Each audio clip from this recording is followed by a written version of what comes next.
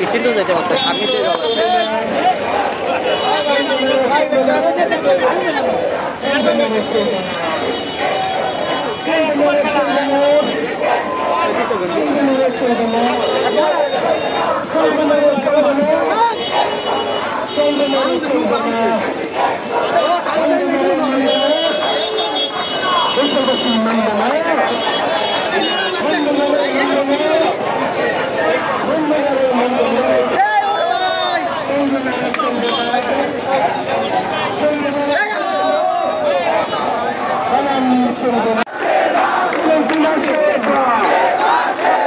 Barishal Sherpura medical college হাসপাতালের সংস্কারের জন্য বরিশাল ব্লকের কর্মসূচি পালন করতেছে বরিশালবাসী।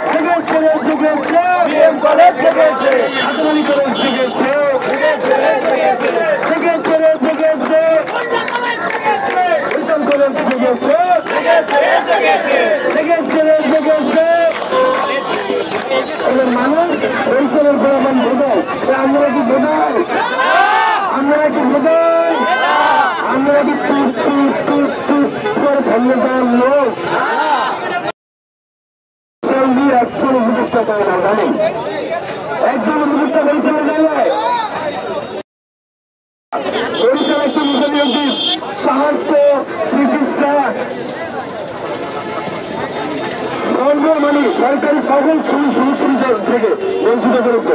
তো আজকে বরিশালবাসী আজকে নতুন আবার তথা সমগ্র বরিশাল পুলকিত হবে, পুলকিত হবে, পুলকিত হবে।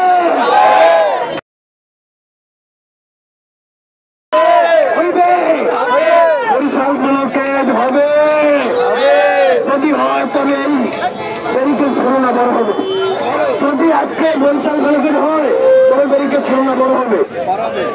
প্রতিটি অলিতে গলিতে, প্রতিটি অলিতে গলিতে একটাই শব্দ হবে, ব্যারিকেড চেঞ্জ করে ব্যারিকেড।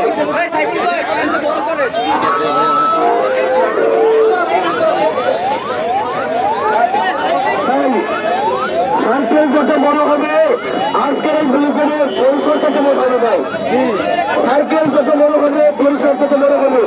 আর আজকে যারা পাশে অনুষ্ঠান করতেছেন আপনার সন্তানরা ছাত্ররা আন্দোলন করতেছে। আসলে এই যে আপনি এই আন্দোলন শুধু ছাত্রদের না, এই আন্দোলন আপনার আমার সকলে দিয়েছিল রক্ত, দিয়েছিল রক্ত, দিয়েছিল রক্ত, দিয়েছিল রক্ত, রক্তের বন্যা এসে যাবে অন্যায়, এসে যাবে অন্যায়, রক্তের বন্যা এসে যাবে অন্যায়।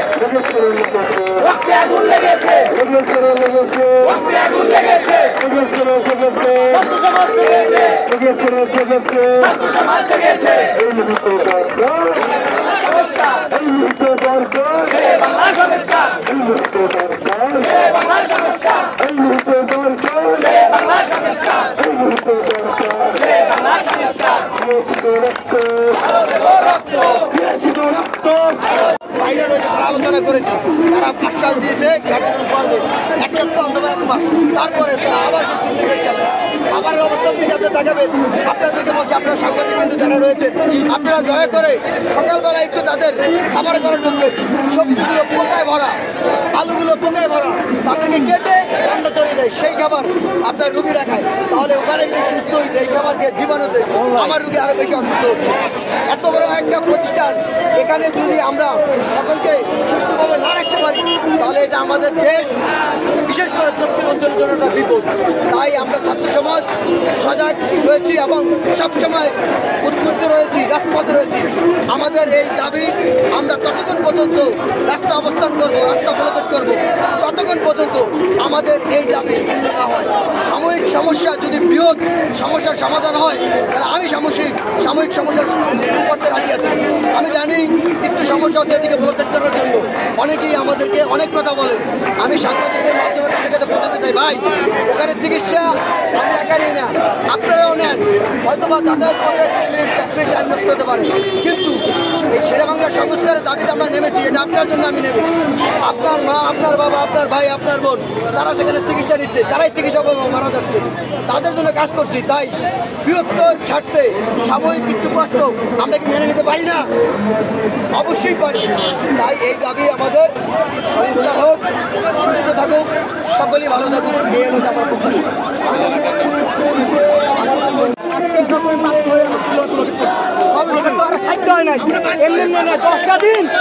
পুলিশ সামনে চলছে ওই ভাইকে, ওই ভাইয়ের কি আচ্ছা এটা কি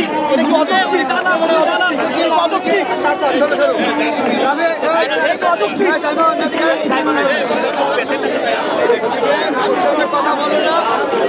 শোনেন আমি বলি